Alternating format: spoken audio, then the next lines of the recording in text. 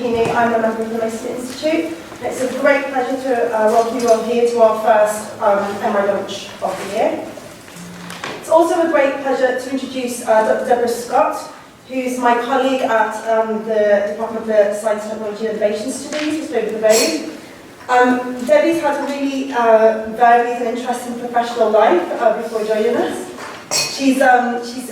This has ranged from teaching outdoor environmental education in Indiana, practicing international environmental law in Washington, D.C., and analysing agriculture and trade policy in Nairobi. So Debbie's particularly interested in decision-making processes in governance and mechanisms of governance, and today she's going to talk to us about co-producing scientific uncertainties and soft law. Debbie's going to talk for about 20 minutes, and then we've got two respondents from Pablo Shifter and Sarah Chan. Okay, thanks, Debbie. Thanks so much to the Mason Institute for the invitation, and thanks to you all for being here. So I am not going to be talking about medicine at all, but the law and social sciences part of the Mason Institute. I'll speak to that, so hopefully it'll be of interest to you. It is National Poetry Day, and also Nadia won the Great British Bake Off. And so while I don't expect to quite live up to either of those levels of inspiration, I am starting with an Apollo mission picture of the Earth. This image of the blue and green Earth has been the visual and sort of the impetus for the concept of a global environment. So globalization and the means to produce and assess knowledge about a global environment have developed alongside each other over the past decades, producing objects such as the ozone layer, global biodiversity, that were framed as being global objects facing globally aggregated threats requiring global responses. Now, those responses were initially legally soft, so UN declarations, and global data sets for localized phenomena such as biodiversity were really not there in the early days. But today, the dominant narrative of international environmental law and policy is that we're on this trajectory, and it's got two endpoints. Harder law, so more specific obligations that are tied to sanctions, and more complete scientific knowledge. And so success or failure is measured pretty much simply by how far off we are from that one trajectory of success towards hard law and certain science. So institutions that stay soft are generally neglected from in-depth analysis beyond that they fail to harden. And issues that resist scientific consensus are often treated as, well, they've just been tainted by politics. So my dissertation explored this unique space of soft international law and uncertain issues, and looked at how objects of soft governance are produced, what legal epistemologies are formed, how uncertainties are framed and responded to, and overall asking, sort of, does this unique space foster room for different approaches to decision-making and to governance? To explore this, I looked at the Convention on Biological Diversity, or CBD, which is an international environmental treaty, and its engagement with biofuels and synthetic biology. And so this talk is just one narrow slice of that, looking specifically around sort of the production and responses to scientific uncertainties in the context of these issues. My research is based on analysis of texts, semi-structured interviews, and observation of and participation in treaty processes. So notably, participant observation of negotiating events from 2010 to 2014, and also what David Moss calls observant participation, specifically working within the CBD Secretariat, which is the administrative headquarters of the treaty.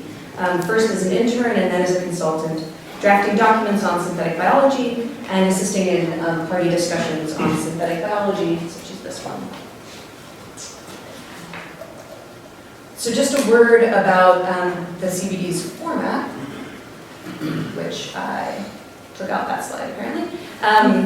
That's all right, there's only two bodies that come up in this talk, and that's the Conference of the Parties, also known as the COP, which is the CBD's political decision-making body.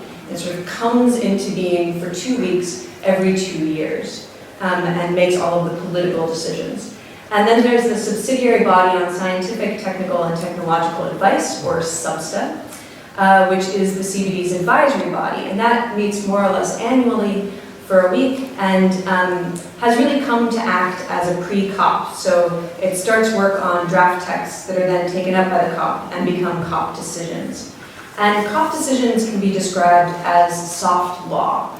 So they are legally binding interpretations of the treaty, and they influence a broad range of actors, from national governments to NGOs to research institutes, but they generally use vague or qualified language. They're not compelling or prohibiting specific actions by countries, by any parties, and there are no clear sanctions for breaking them. Now, as a framework agreement, the CBD does have hard law protocols, but unlike, say, the Climate Change Convention's Kyoto Protocol, the CBD's protocols are often treated as somewhat tangential. And so really when it comes to the CBD, the treaty itself, it's known for being soft. I'm using the concept of co-production today, in which orderings of nature and society, such as scientific knowledge and governing mechanisms, are produced together and often serve to reinforce each other. And just as dominant ways of knowing are co-produced with systems to govern the known, dominant understandings of uncertainties are co-produced with systems that attempt to respond to and manage the unknown. Now, in international environmental law and policy, a key tool to responding to scientific uncertainty is the precautionary principle or precautionary approach, which is meant to guide action in the face of scientific uncertainty. Now, there's a lot of debate around whether it's actually a formal principle of international environmental law, which means that it would apply to all states. But in the context of the CBD, parties are already committed to a particular version of precaution. Basically, that uncertainty does not justify inaction, justify postponing measures. And so precaution gets invoked all the time by CBD bodies. So the question is not whether it exists, whether it's there, but rather what it means. And if you want to see the CBD struggle with that question, the new and emerging issues mechanism, there we are, is a great place to look for that. So new and emerging issues was developed in 2006, and it was just meant to be formalize existing practices by which new issues were added to the agenda of the treaty. But in 2007, biofuels, particularly liquid fuels for transport, were suggested as the first new and emerging issue, and just controversy erupted. And at the CBD, this debate has really focused on the impacts of biofuel production and use on biodiversity and the uncertainties around that. So for example, biofuel production can cause land use change, such as deforestation and land fragmentation. And that can happen directly, like when rainforest is cut down for oil palm plantations. But it can also happen indirectly, such as when ranches are converted into biofuel plantations, and then those cattle operations are displaced onto forests and grasslands. Now, taking this indirect impact into account dramatically changes how you understand the greenhouse gas emissions, the other impacts on biodiversity of biofuels. But you can't directly track indirect land use change, certainly not at a global level. For that, you need models. And due to dramatic differences in assumptions, in model design, there's this incredibly broad range of results in understanding the problem of indirect land use change. Next generation biofuels sort of promise to solve any of the challenges of biofuels, and synthetic biology is expected to be a key approach, which is why it was introduced to the biofuel negotiations in 2010. Just a few words on synthetic biology. It's often described as the application of engineering principles to biology. So redesigning existing organisms for functional ends, or designing novel organisms from scratch. Shifter and Calvert describe synthetic biology as an archetypal emerging research field, in the sense that it's very promissory, it's very future-oriented. There's a lot of unknowns around how this is going to develop as a science, as a commercial. Sometimes described as the next industrial revolution, synthetic biology promises far more than biofuels. So for 5 years now, the CBD has been continually considering whether to add it as a new and emerging issue on its own. So I'm going to briefly address the empirical bulk of this paper, which is looking at 3 instances of CBD bodies grappling with the uncertainties around biofuels and synthetic biologies and the outcomes of those. So the first is the 2010 COP negotiations for a decision on biofuels. And these were really heated. It lasted over many days. And over this time, delegates described the state of knowledge on biofuels in a lot of different ways. And so I've traced the different framings of scientific uncertainty using these 4 categories from STS, the likes of Andy Sterling, Brian Wynn. So we have risk, where potential outcomes can be identified and probabilities assigned to those. Sort of the formal meaning of uncertainty, where we know enough to predict the possible outcomes, but not enough to assign probabilities to that. Ambiguity, where the meaning of harm is contested or unclear. And finally, ignorance, where we recognize that not all the possible harms can be predicted or even understood. So we don't know what it is we don't know. And this is a very broad, cursory table of some of the different examples of these framings. And so, for example, Brazil was a great proponent of risk framing, right? So biofuels essentially present no unknowns, just predictable, manageable risks. And the way they made that argument was by trying to narrow the scope of the biofuels decision so that it didn't include anything more complicated than a risk, right? So they didn't want any mention of direct or indirect impacts on land use. They didn't want any mention of synthetic biology or biosafety issues, etc. Others argued that, well, we know the potential harms of biofuels, we just need more data on their extent so we understand how big of an issue this is. And the most critical delegations and observer groups tended to frame unknowns as being much more intractable. Ultimately, the COP10 decision on biofuels sort of narrowed this broad range to acknowledging that there are gaps in scientific knowledge. Of course, this implies that we can identify what we don't know, and that these gaps can and will be bridged sort of in an identifiable time frame. And such narrowing down isn't too surprising. Social scientists have long lamented how decision-making bodies tend to downgrade the unknown from ignorance and ambiguity to sort of risk and uncertainty. This also went along with a range of views of what precaution meant. From sort of a stopgap, we sort of pause active support until we know more what's going on, to calling for a moratorium until safety was proven. Brazil argued that precaution didn't even apply. It was unnecessary in this case because biofuels represent known and manageable risks. And I think particularly interesting is that the European Union, which is widely considered to be sort of the champion of the precautionary principle on the international stage, right? That certainly they invoked the need for precaution, but only in cases where they could point to existing scientific evidence of harm, such as the use of invasive species for biofuels. Now, ultimately, the decision on biofuels makes only one explicit call to precaution, and that's for the environmental release of organisms produced using synthetic biology, so not sort of more generally to biofuels. And then the decision on invasive species does call for applying precaution to the use of invasives in biofuels. So again, sort of the Brazil and the EU's approaches and framings largely dominated. We sort of narrow the range of uncertainties and restrict the tools for addressing them, and some concerns are going to fall outside.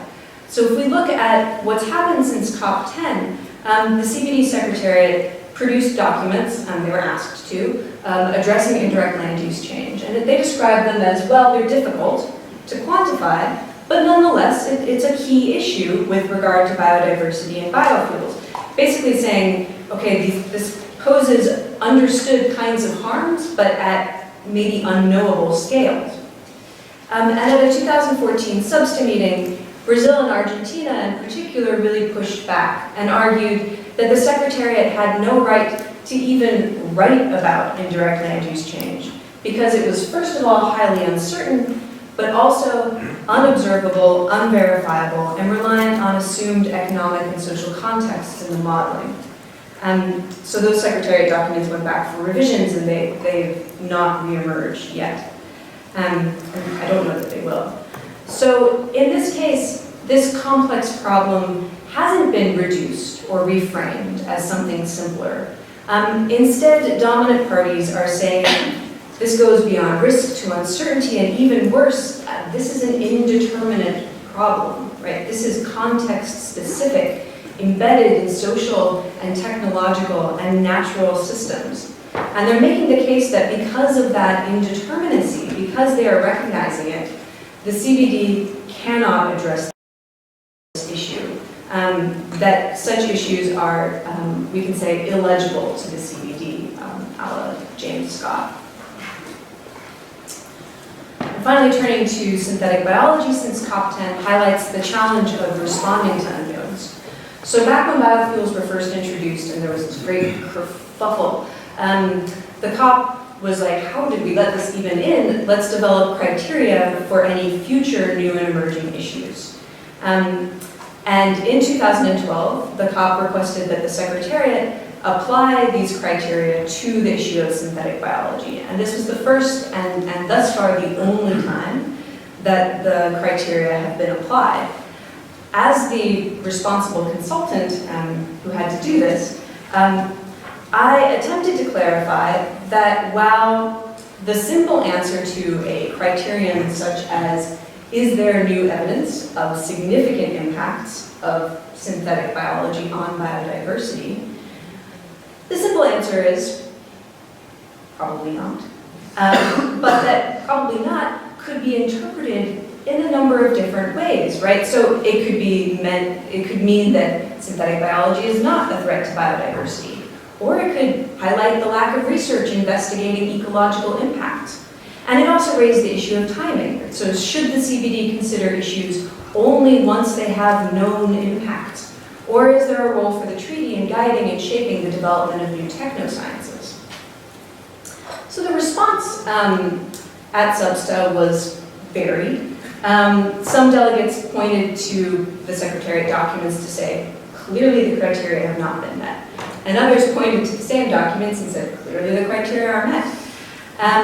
Ultimately, the SBSTA concluded that, well, there's insufficient information to apply the criteria. We're just going to await the completion of a robust analysis by the Secretariat. So delegates sidestepped the question of how to politically respond to uncertainty by insisting that, well, just a bit more technical input, with just one more round of peer review, we can answer these questions technically, and it won't require our political intervention. So in decision after decision, the COP has invoked the precautionary approach without ever saying what it means. It's been used as a boundary object, right? So everyone can agree that they're going to invoke it because each means something quite different. And boundary objects tend to be celebrated for facilitating agreement. But here, when treaty bodies are faced with applying criteria in the face of unknowns, when a situation calls for actually applying precaution and not just invoking it, there's no substantive tool there to guide them. So they demand that technical processes resolve the uncertainties. SBSTA 18 demanded this of the Secretariat, and when yet another round of peer review didn't result in clear answers, COP12 established what's called an ad hoc technical expert group to deal with it. And this met very recently, just a few weeks ago, and the outcomes haven't been released yet, but I somehow doubt that they've managed to fill in all the gaps of unknowns when it comes to synthetic biology. Now, I'll acknowledge countries' conflicting stances on biofuels, on synthetic biology. This isn't just about having differing interpretations of their possible impacts on biodiversity, right? There's geopolitical, there's economic, there's military considerations that are wrapped up in these issues. But at the CBD, these disagreements are being played out on the register of knowledge politics, right? And different framings of scientific uncertainty have been key in this. And that itself has impacts. It's productive of specific realities. It's creating this global biofuel as this thing that is basically knowable and therefore governable. And it's creating this global synthetic biology, which is a technoscience that's too nascent to really engage with, at least not yet. And it's also creating this CBD-specific version of precaution, which is basically signifier of a lack of agreement. So stepping back from that and thinking, what about this? Well, I agree with Brazil that in cases of risk, a precautionary approach usually isn't necessary, right? If a threat is well known, if it's substantiated with the scientific evidence that the EU is demanding, risk assessments are usually adequate for that. It's the more difficult cases of intractable uncertainty, of ambiguity of ignorance, of these indeterminate problems lodged within social context. That's when we need precaution to offer guidance. And so that's where I disagree with Brazil, because I don't think that an issue as complex as biofuels should be forced into a risk framing. And the thing is, it doesn't have to, because let's face it, the CBD is soft. This is not a hard legal setting in which risk assessment is the one available tool. So this means that the CBD could actually draw upon the advice and scholarship of these really smart, really respected scholars who've written about what precaution could and should look like. And they suggest things like iterative decision-making that provide guidance but are open to change, of processes that step back and ask, all right, well, who benefits? Who stands to bear the costs? What are divergent scientific views? What are potential indirect effects? And these suggestions have been out there for a while and they haven't been taken up. And my argument is that the CBD is actually a great forum for taking these up. The legal architecture is all there.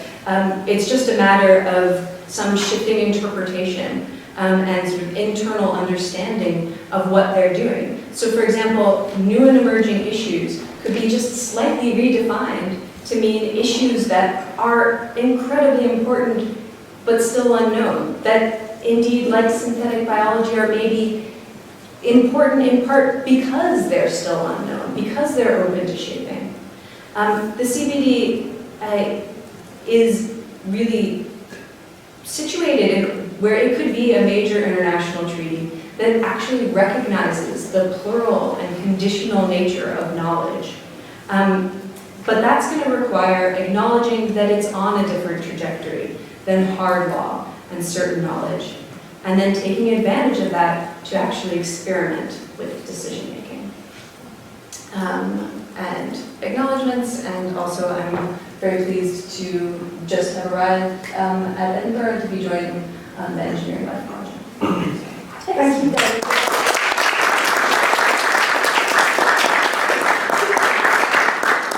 Okay, so that was really still baseline, and I'm going to invite Pablo first, as you're closest to be our focus funder, and then followed by Sarah. Okay. Well, first of all, thank you for the presentation, and I hope this does at least some justice to the presentation. I was actually thinking about what I was going to say about this presentation yesterday because a new synthetic biology center opened here in Edinburgh. And I was listening to these presentations and I kept thinking about the different ways that they were framing all sorts of aspects, because you have people from, on one hand, science, on the other hand, engineering, to put things rather crudely, in this field that's still in the making, as that was said. And it seems to me that knowledge is something that is connecting all these things, because knowledge is at the heart of how we're thinking about uncertainty, precautionary principle. Deborah mentioned that at the beginning when she was presenting co-production. Think about all of the different ways in which this is relevant here, right? The definition of key terms, the understanding of the science itself, the understanding of the context, right? Natural context, technical, social, context that has to do with governance and regulation and economics and everything else. But then something that I think is really interesting and relates to synthetic biology, I think particularly well, is knowledge of performance, right? What is X, whatever it is we're talking about, do? And that do means a lot of different things, including what does it do to the world, if you're thinking about impacts in that sense. Right? Synthetic biology sits between or among science and engineering. And the sort of combination of how this is going to work is still very much uncertain. And it seems to me that these, again, broadly speaking, these two have very different relationships to knowledge. These are some things that I got from a few conversations I've had over the last few weeks. Somebody was describing knowledge in science as how much can I know? So it's about maximizing. Whereas in engineering, the way somebody described it to me, and this is a quotation which I just love, is what can I get away with? Right, so it's not as much, it's enough. Those are the two kind of logics that differentiate these things. So I started thinking about how that relates, those kinds of logics and framings relate to the things that I was talking about. Right? Each of them has problems. If the logic is as much, then well, where do you stop? What is as much? How do you know you've even gotten there? And if you're thinking about the framing of enough, well, enough for what? And that's where I think performance comes back in. Right? So when it comes to synthetic biology, since it's still uncertain where it's going to land in terms of science or engineering or something completely different, then the question I have is, well, where is its relationship to uncertainty and the precautionary principle? Where is that going to be? What it's going to look like? Right? Is it about enough or is it about as much? Right? And if it's enough, which seems to me probably where this is headed, given the amount of discourse that looks at engineering, then enough for what? Is it to ensure functionality of these technologies, ensure robustness? Because those are both important to understanding how this is going to fit in a broader context. Is it about mapping ramifications? So a satisfactory point to enabling a certain amount of governance or regulation? Is it about making it transparent? So I guess in a crude sense, what this got me thinking about is the issue of uncertainty when it comes to synthetic biology something that's going to be epistemically scientific, so in other words, something to expel, or is it going to be epistemically engineering, something that you just have to acknowledge and live with? Thank you, Pablo. Carry to you, Sarah. Thanks very much, Jenny. That was really fascinating. So my commentary is going to be from the point of view of a bioethicist thinking about the precautionary principle, and I'm not going to talk very much about SynBio. Bioethicists don't really get on with the precautionary principle. And there's a number of reasons for this. One of the reasons I think is that we have a certain idea about what principle should be, and actually the precautionary principle isn't any of those things. So we either think we should have some kind of moral principle, or that there should be a principle about how to make rational or prudential choices in some cases. Or we think a principle should at least be about what you should do. It should be action guiding. So to give some other examples, we might talk about the principle of informed consent. That's kind of action guiding. You should get consent. But the underlying moral principle is about respect for autonomy. And the precautionary principle doesn't really fit well into either of those categories. Our problem with it is that it tends to be invoked from both sides and then criticised from, invoked from one side, usually the conservative side, to say, well, we shouldn't do this, and then it gets criticised by the less conservative side, again as a way of saying, well, here's why we shouldn't not do this. The sort of straw man version, and this is an interpretation that you will see in the literature, the straw man version of the precautionary principle is, well, we're not really certain what's going to happen, there could be a risk, and we just don't know, therefore we shouldn't do it. And that's the conservative version, and then that of course gets criticised for being not very coherent as to this is not a good reason not to do something. And the sort of, I guess the epitome of a rebuttal to that straw man version is this quote from Cornford's Micrographia Academia, which John Harris likes to quote and which we've used to get in print sometimes. But his quote is, "Every public action which is not customary either is wrong or if it's right is a dangerous precedent. It follows that nothing should ever be done for the first time." And that's the kind of straw man rebuttal, if you like. But the problem with the problem with the principle understood as a sort of bioethical principle is that it's either vague and not very useful, or it's much too restrictive. So there's a lack of ethical justification, there's a lack of epistemic uncertainty about what the principle does, so when is it invoked and what does it mean, and how should we apply it? What level of risk or what level of uncertainty triggers the precautionary principle? How restrictive should the consequences be? If you look at it in this sense, it does just collapse into risk assessment, and then it's not clear why we need a principle to say, well, we should assess the risks. Another problem is that it's not very clear what the principle is about. So Pablo was saying with respect to synthetic biology, what does it do? And bioethicists tend to want to know, what does the precautionary principle do? What's it supposed to do? So is it about risk of harm? Is it about causal uncertainty, whether A will lead to B? Is it about the burden of proof? Or is it about consequences? Even where it's action guiding, it's not clear. And what bioethics likes and principles is that they should be fairly clear. It's also not clear how it should be applied. I think the CBD formulation is interesting, and it serves as a bit of a contrast between the way the precautionary principle functions in discourse over policy versus the way bioethics tries to treat it.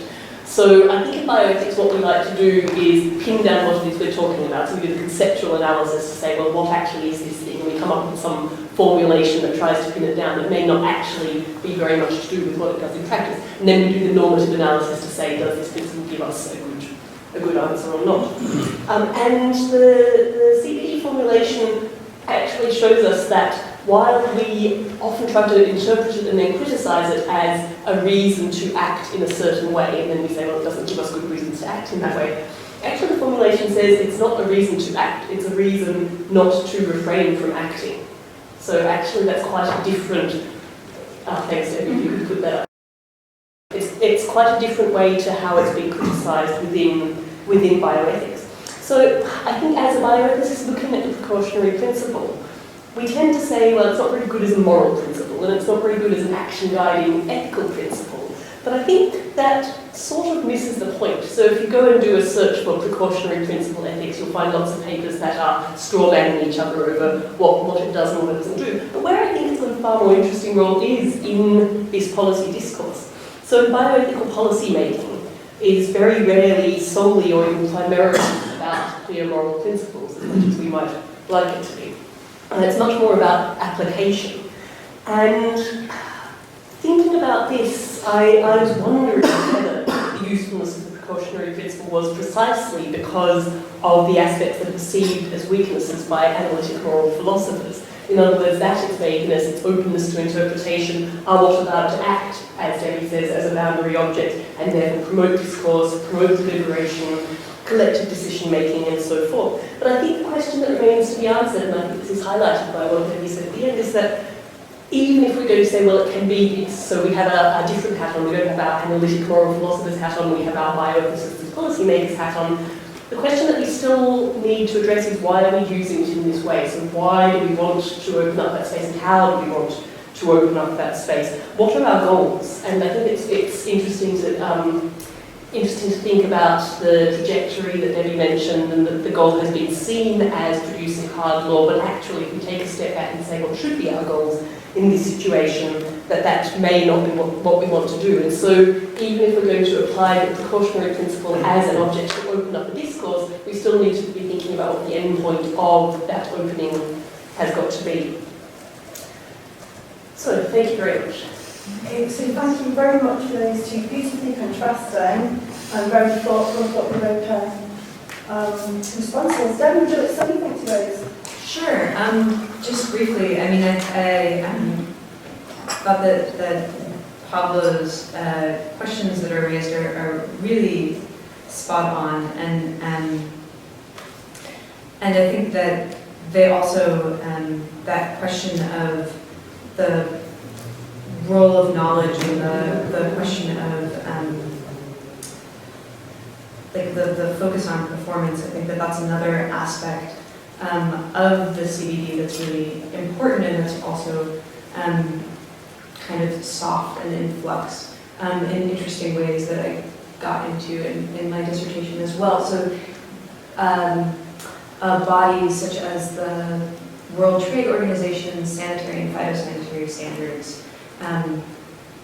Agreement, it has these formal bodies that produce sort of opinions, and that in the process of that has created a fairly clearly defined legal epistemology. So how the SPS agreement body knows the world, how it, what it counts as being knowledge that counts, is pretty clear for a body like that. But when you look at the CBD, which doesn't have these formal processes, that has sort of documents from the Secretariat, documents from the Secretariat that are written by other people, sort of these sort of soft, ongoing processes, that's something that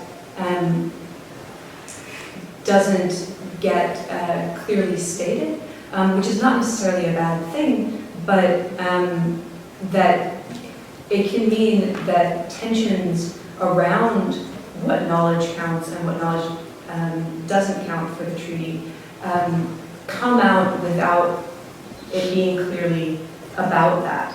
And you do see, like, the science and the engineering different framings within the synthetic biology conversations of the CBD.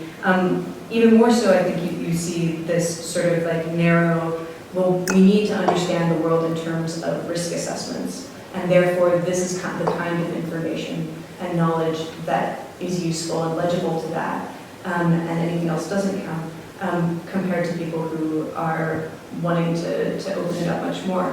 And that those tensions don't come out as, oh, we have different frameworks, we have different epistemologies. They come out as, you're using bad science, you're using good science, you're citing peer-reviewed literature, you're not citing peer-reviewed literature. And so I think that yeah, that's been an important thing, I think, to note. And yeah, that was really interesting to hear. So I have not done much with bioethics, and so it's really, really interesting to hear sort of the bioethicist take on precaution.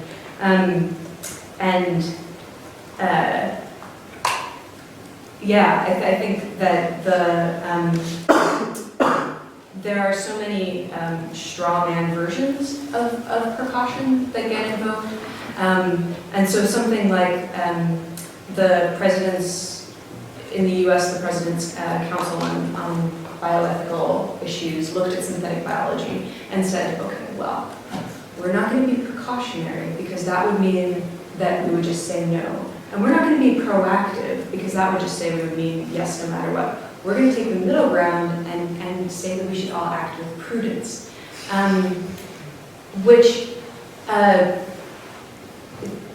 initially sounds a bit silly, actually, because they didn't say what it meant other than, well, we'll just keep an eye on this.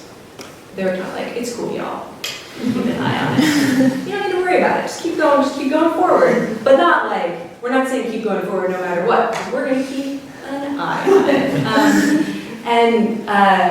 But you actually see this like call for prudence in multiple places. It's being used more and more as this like, we don't need to be so dramatic as to call for precaution. We can call for prudence. And I think that is a response to a very narrow view of what precaution means. Precaution meaning moratorium, precaution meaning you don't take action. And so I think that it's important to recognize that, again, there's really already a lot of work out there, you know, and I'm sort of throwing my little bit into that body, but there's a big body of knowledge there of what does it mean beyond that? What does it mean on top of that for decision making? Specifically, like if we think of this as processes of decision making and not just outcomes of decision making. Okay, so probably we've got, actually Pamela's got to leave a little bit early, so just to let me know to walk out. Okay, so we've got 20 minutes now for questions on Deb's talk and obviously the respondents' inputs as well. So, anything? Anne? I wonder to what extent the sort of ecosystem services approach has penetrated into CBD. Yeah, hugely. So the idea of ecosystem services, of understanding, of valuing ecosystems in terms of the multiple services that they play in terms of, say, like wetlands, reducing flooding, or forests, sucking out carbon, etc. Like that is a framework that's been taken up and that is being pushed forward dramatically by the CBD, in fact. And it's in a lot of the areas of negotiation, it is the dominant framework by which things are understood. And so it's interesting because at CBD negotiations, you get people from the ministries of environment, you get people from ministries of business and industry, you get people from the State Department, and they go to different negotiations. And so at biofuels and synthetic biology, there's very little talk of ecosystem services. I think in part because of the people in the room. But overall, that's something that social scientists, geographers have been writing a lot about. Because when you came to talk, it sort of struck me that that thinking doesn't seem to be there at all. Yeah. It got brought in some because, you know, these documents that I drafted were supposed to look at the potential positive and negative impacts of synthetic biology on the conservation and sustainable use of biodiversity and associated social, economic, and cultural considerations. Everything, basically, that you can think of. And so synthetic biology, some people have talked about sort of the way that it could enhance ecosystem services. And so that was something that got brought in, but that's not shaping the discourse here the way that it is in a lot of other areas of CBD. Hi, I've got a question I hope it's not too off topic, which is the extent to which synthetic biology was considered as a disruptor of the concept of the value of biodiversity in itself, so rather than a threat to biodiversity, a disruptor of the concept of its value. Yeah, so the side of social, economic, and cultural considerations, that included like some cursory discussion of people around ethics and sort of like, well, if we're creating new life, is this adding to biodiversity? Should we be thinking of this as enriching biodiversity? Should we be thinking of this as potentially sucking away value or diminishing value, especially discussions around de-extinction? Sort of what does that, is that going to take all the wind out of the conservation movement, basically? And that's one of these things where the sort of positioning of synthetic biology and what it promises and what may be potential compared to what is happening right now, especially commercialized, but also in labs, that like is a very awkward negotiation within the CBD. And so you get people who start to raise that, and then other people be like, Jurassic Park is not happening yet. Everybody calm down. And how much does Jurassic Park get mentioned? All the time Jurassic Park gets mentioned. And so I think that that's been a bit of a like just hold on. We don't need to take that up quite yet. And maybe justifiably so. Okay. I've got two questions here at the back. Sam, I didn't too much on Sam.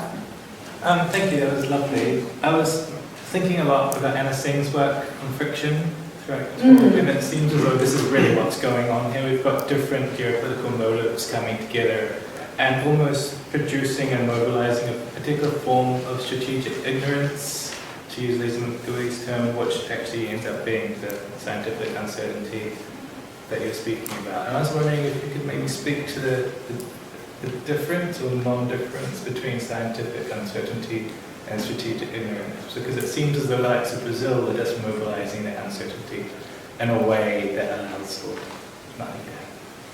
Yeah. So there are really, as I sort of tried to acknowledge, there are very intense geopolitics playing out here, and a lot of different things coming in and informing the strategic framings of countries in these spaces. And I guess, I think that from that, if you're interested in studying that, I think that bringing in something like considerations around strategic ignorance are really important. I think,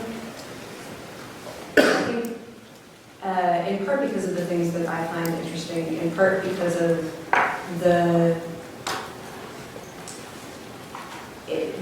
what I think that doing something like ethnographies of negotiating events, what I think those are good for and what they're not good for, those are the kind of questions that I tried to ask. So I think that if you are going into an event such as a massive CBD negotiating event, and you're wanting to do some sort of geopolitical analysis, what you're seeing is a performance. What you're seeing is a surface performance, and it's not going to tell you everything that you need to know necessarily. Whereas what I'm interested in are the narratives that are getting mobilized in these stages, of the ways that ideas like differing ideas of scientific uncertainty are being actively invoked and mobilized and created in order to create these narratives that we can then trace through to all these different policy forums. To see that in process and to see this as a moment of active assemblage and studying that process of assemblage, I think that that's what you can use an ethnography like this for.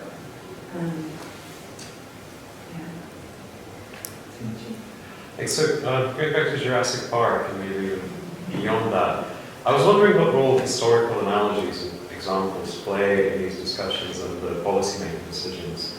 I was thinking specifically about sort of the recombinant DNA debates in the 1970s, which kind of showed a different example of the dramatic moratorium, then it kind of gets translated into risk, then everyone thinks that there was too much precaution actually, which was fine. Especially, since synthetic biology is in many ways kind of rebranding a lot of that much older work, although there's a claim to disruption. I'm just wondering if that features. Yeah, absolutely. So the CBD, there are many things that make it special. But it is a treaty in which the people who come together to negotiate, many of them have been part of this since 1992. And so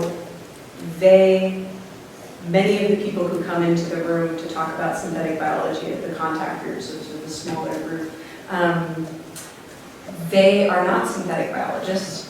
They're not synthetic biologists at all. They are, this is an example of a contact group.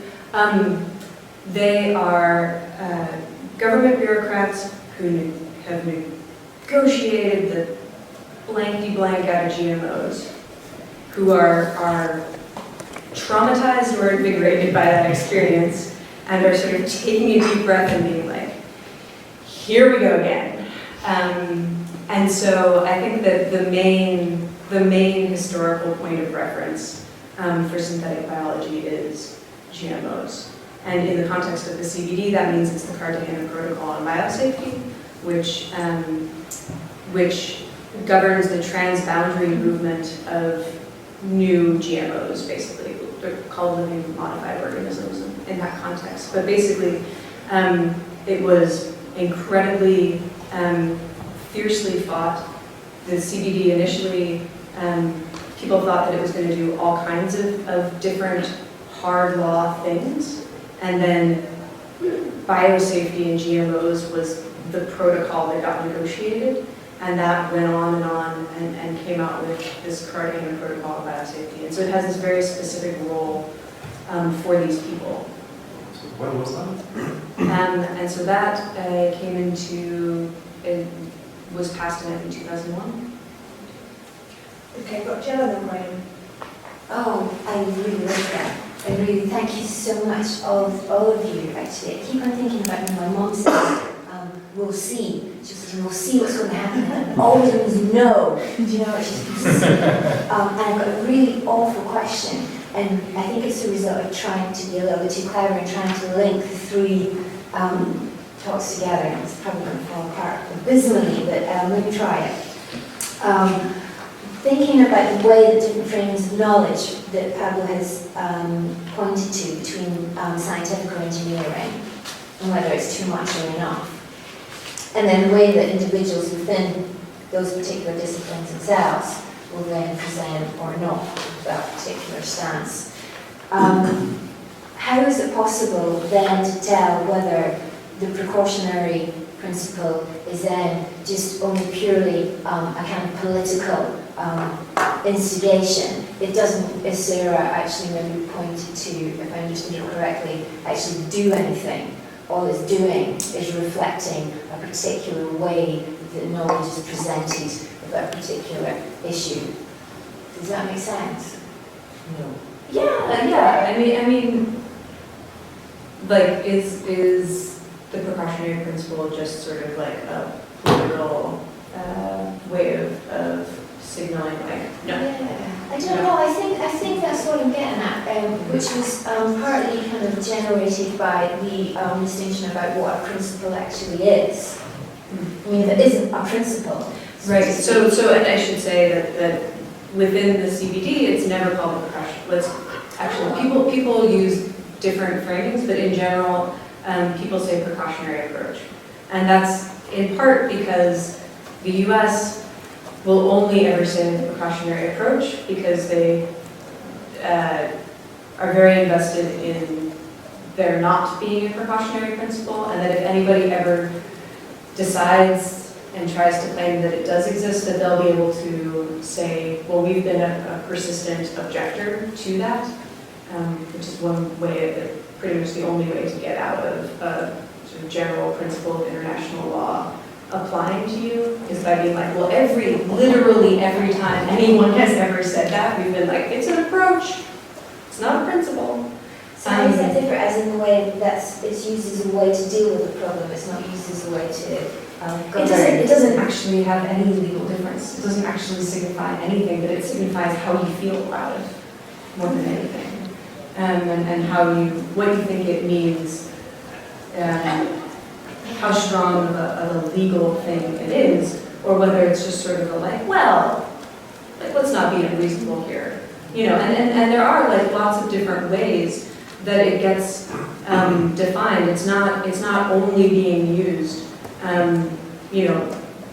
out there to place moratoriums. There are sort of like a interesting range of national and regional laws that actually draw on precaution to sort of mean different things, to guide in different kinds of ways. And it tends to be around around timing, when you make a decision, and also sort of how irreversible of a decision do you make, and is it okay to make a decision and say, but we'll come back to this because we don't know enough yet, and then how long you're allowed to keep saying that. those are all sort of differences.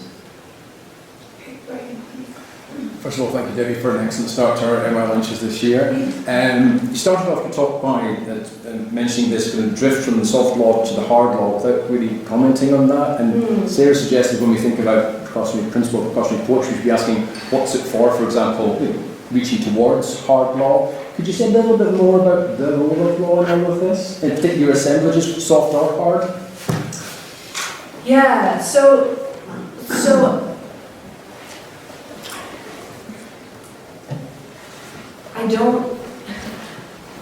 I tend to get pushed to say, so what are the impacts of soft law? So is soft law as good as hard law? Is it an adequate replacement for hard law? Etc. And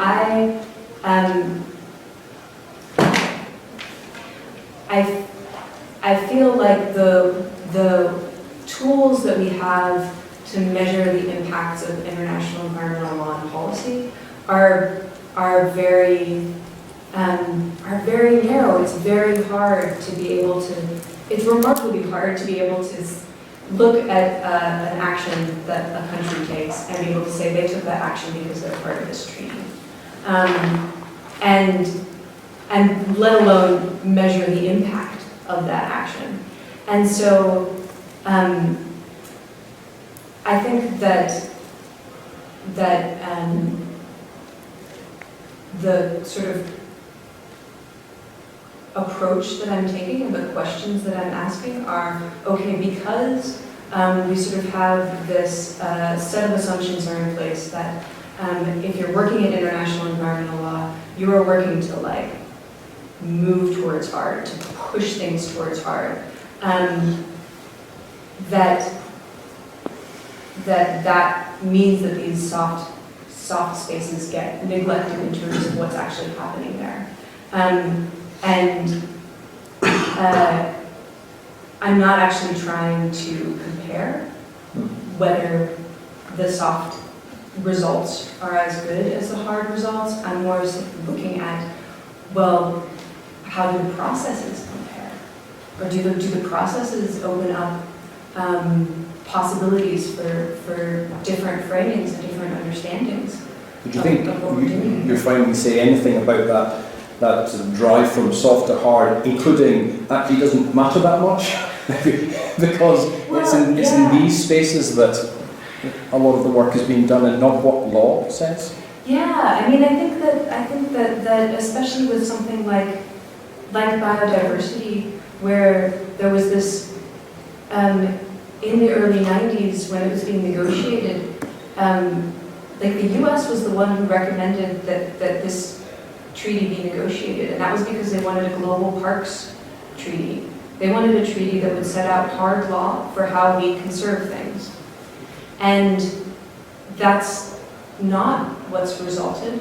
And what's resulted instead is something I think much more varied and much more, there's been much more room for other understandings of the importance of the natural world in different ways that include sort of the way that tropical and subtropical countries, which have all of the biodiversity more or less, find sustainable use to be incredibly important. Right? Like that I think that the fact that the CBD includes so many of what get called within the CBD developing country interests is because it's softer. And so I think that's a really important aspect. And all the other biodiversity conventions, like the Convention on Migratory Species and the Convention on International Trade in Endangered Species, these all take a harder list-based approach. So like you have a species, is it on or off the list? And if it's on the list, then it has very specific,